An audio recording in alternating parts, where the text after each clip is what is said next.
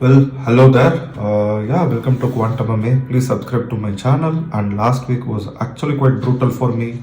Such a shitty card, and my prediction rate was so absolutely fucking bad. Yeah, at least I hope I could rebounds with this week. It's a good okayish card is what I must say. So yeah, let's start with the main card and make sure to post my predictions for the entire card in the post section.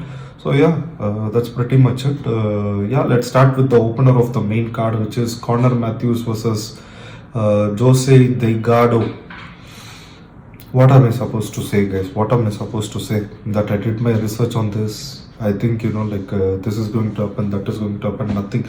I know Conor Matthews is 28 and he is well and good, and he can do things.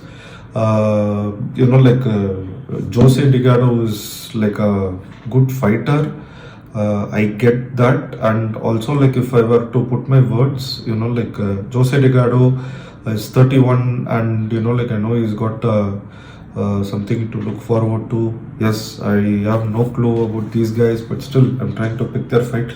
But all in all, I've seen Conor Matthews fight, not in person, obviously in video, and I feel he's got the potential. I think he can do things.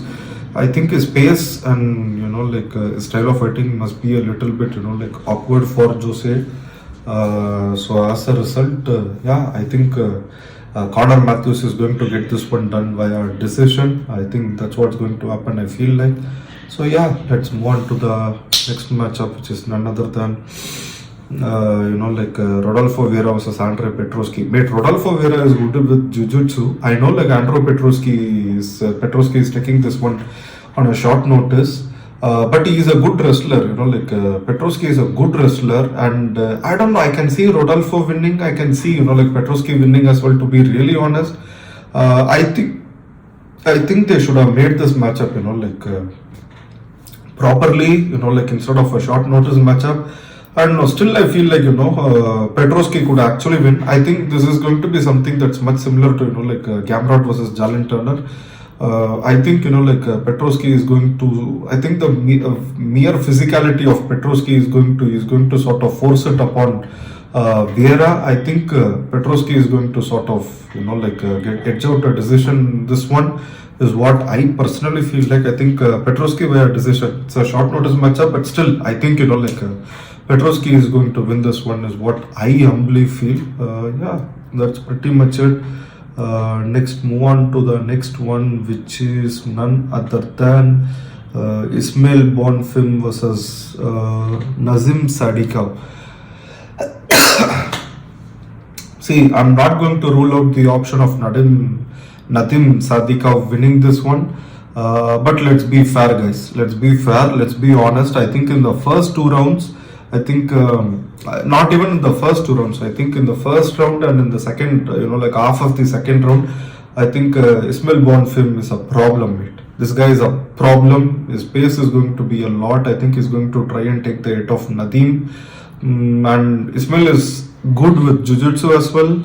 I think, let's say even this fight goes to a decision, I think the amount of damages Sadim takes in the first and in the first half of the second round, I don't think so he'll be able to prolong with it. I think even if he is there, I think it takes an immense amount of strength and energy to sort of return and win a decision.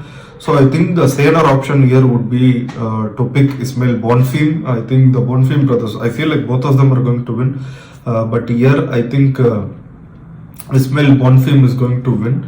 And I personally feel it's going to be another decision. To be really honest, I feel this card is going to have a lot of decision. Hopefully, I think these guys sort of do it well as in hopefully they finish the fights. That's pretty much it.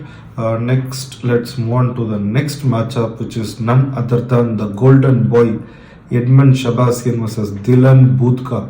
I think this is a matchup just made so that Edmen Shahbazyan could to win. That's pretty much it. Nothing more, nothing less. I don't know why. I think that maybe the UFC needs some good prospects in the middleweight division. I saw they have less than 50 people in the middleweight division. and the middleweight division is actually sort of coming to its extinct, to be honest. I think the champion is going to run out of options in probably a couple of matches is what I feel like. So, and I think they are trying to revive these guys, but I don't know. I don't see like Budka winning it on any given day. I think stylistically speaking, Edmen Shahbazyan should edge out a decision on this one. I think this is a matchup made so that Edmen could win, and even in this, if Edmen is going to lose, I think he should be cut out mate. That's all I'm going to say. But this is like a wonderful matchup for him. I think I don't know what else to say. This is like for him. This is exactly the right matchup for Edmen Shahbazyan to win, and I hope he wins this one, and I feel like he's going to do it by a decision. That's pretty much it. And next, let's move on to the next one, which is none other than the co-main event, which is Calvin Kattar versus Youssef Zalal. Wait, Youssef Zalal has never been KO'd, so is Calvin Kattar, and Youssef Zalal, right now Zalal's unique selling point is that he fought Ilia Tupuria and he never got finished, and even his previous matchup against Jack Shore, a Welsh guy, he submitted him.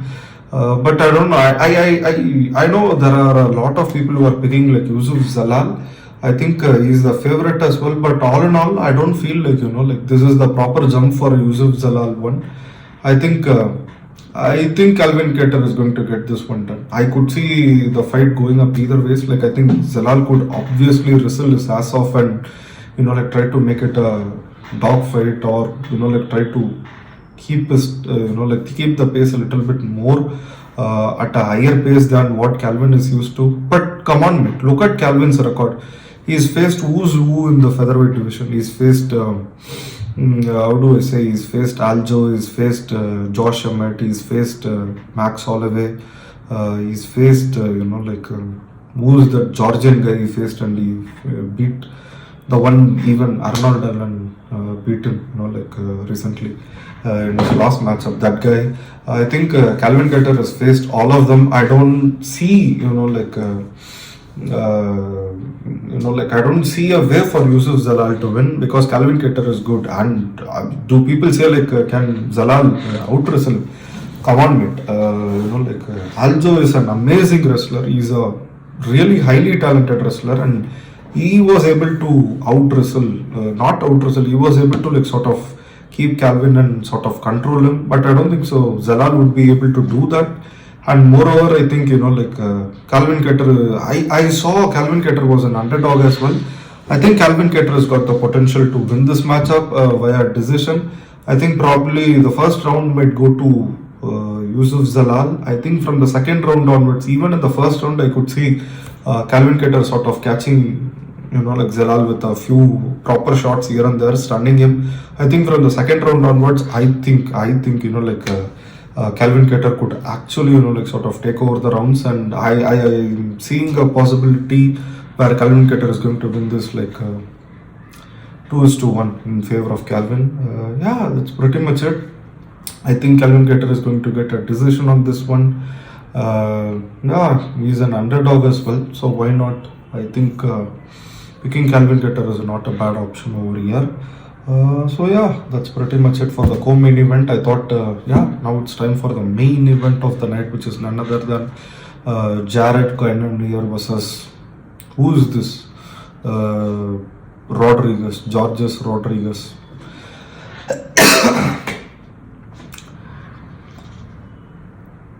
Cannonier is the underdog, guys. Cannonier is the underdog. And what am I supposed to say here? If anyone who looks at the record of Cannonier, they all would know that Cannonier only lose. I think Cannonier has lost in the past only to the champions: Jan Blachowicz, Glover Teixeira, Dominic Reyes. How many of you guys are not going to come to reality, mate? He beat John Jones. He should have been the champion, by the way. And apart from that, after Israel Adesanya, Sean Strickland. He lost against Sean Strickland. Come on, let's be honest. Sean Strickland.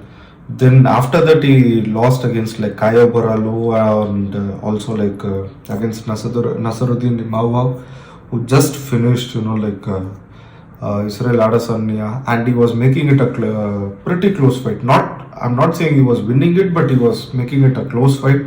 I don't think so. Like Georges Rodrigues is someone who's going to be a champion, not even in the future. I don't think so. He's going to be a champion if there are only 3 guys in the division.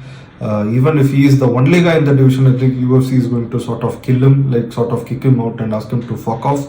I don't think so. I can't see a possibility where or a world or a reality where Giorgio Rodriguez is a champion, or I don't know.